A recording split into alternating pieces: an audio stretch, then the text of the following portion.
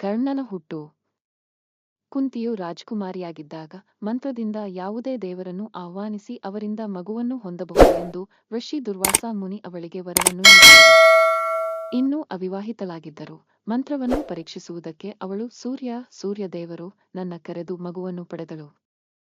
ಹೀಗೆ ಹುಟ್ಟಿದ ಮಗುವೇ ಕರ್ಣ. ಕುಂತಿ ಈ ಅವಸರದ ಕೃತ್ಯಕ್ಕಾಗಿ ತಲೆತಗ್ಗಿಸಿದಳು ಮತ್ತು ಕರ್ಣನ ಜನ್ಮವನ್ನು ಹೇಗೆ ವಿವರಿಸಬೇಕೆಂದು ತಿಳಿದಿರಲಿಲ್ಲ. ಆದ್ದರಿಂದ ಅವಳು ಮಗುವನ್ನು ನದಿಯ ಮೇಲೆ ಒಂದು ಬುಟ್ಟಿಯಲ್ಲಿ ಇಟ್ಟು ಹರಿಯಬಿಟ್ಟಳು.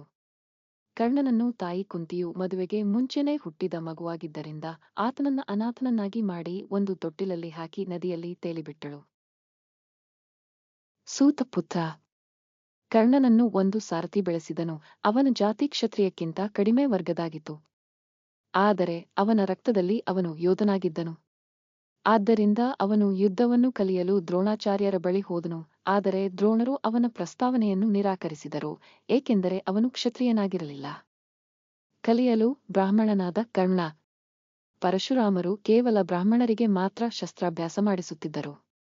ಕರ್ಣನು ಪರಶುರಾಮನಿಂದ ಯುದ್ಧವನ್ನು ಕಲಿಯಲು ಬ್ರಾಹ್ಮಣರೆಂದು ಸ್ವತಃ ವೇಷ ಧರಿಸಿ ಹೋದನು. ಯುದ್ಧದ ಬಗ್ಗೆ ಕಲಿಯಬೇಕಾದ ಎಲ್ಲವನ್ನೂ ಕಲಿತನು.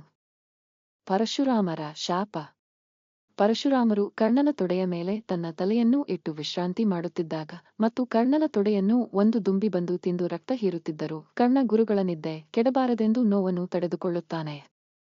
ಅವನ ತೊಡೆಯಿಂದ ಹರಿದ ರಕ್ತ ಪರಶುರಾಮರಿಗೆ ತಾಗಿ ಎಚ್ಚರಗೊಂಡು, ಇಂಥ ನೋವನ್ನು ಸಹಿಸಲು ಕೇವಲ ಕ್ಷತ್ರಿಯರಿಗೆ ಮಾತ್ರ ಸಾಧ್ಯ, ನೀನು ಖಂಡಿತ ಬ್ರಾಹ್ಮಣನಲ್ಲ ಎಂದು ಹೇಳಿ ಕರ್ಣನನ್ನು ಶಪಿಸಿದರು. ಕರ್ಣನಿಗೆ ಹೆಚ್ಚು ಅಗತ್ಯವಾದಾಗ ಸಮಯದಲ್ಲಿ ಶಸ್ತ್ರಾಸ್ತ್ರಗಳ ಬಗ್ಗೆ ಇರುವ ಎಲ್ಲ ಅಗತ್ಯ ಜ್ಞಾನವನ್ನು ಕರ್ಣ ಕಳೆದುಕೊಳ್ಳುತ್ತೀಯ ಎಂದು ಅವರು ಶಾಪಿಸಿದರು.